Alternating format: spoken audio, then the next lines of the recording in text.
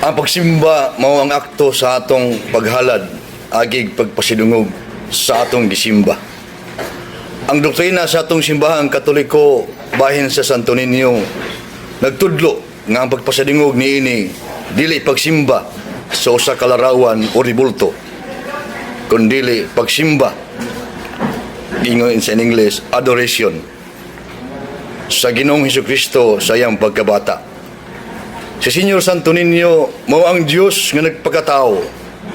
Ang pagpasidungog kaniya nagpunting sa misteryo sa inkarnasyon, pagpakatao sa pulong. Juan 1:14 giingon sa nilatin, et verbum caro factum est, et habitabit in nobis. Ang pulong nahimong tao ug mipuyo uban kanato.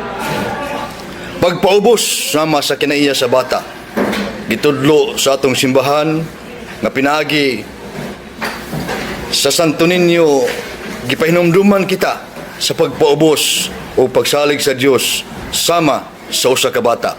Mateo 1:18-3. Latria kon pagsimba ihatag nato ni Santo Niño tungod kay siya mao man ang Dios.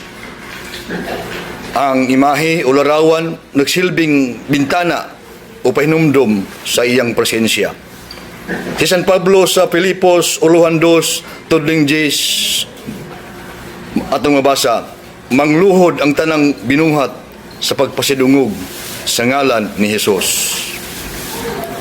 Ang atong pagyukbo o paghalok sa imahe sa Santo Niño usa ka pagpakita sa atong paghigugma sa persona nga girepresentar niini nga mao si Ginoong Hesus, dili sa kahoy.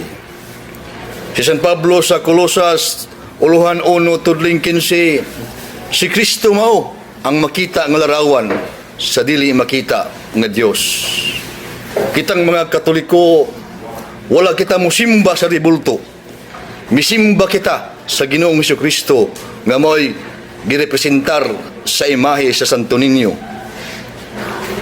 Ang atong pagdebosyon sa Santo Niño mao'y dakong pagpaubos.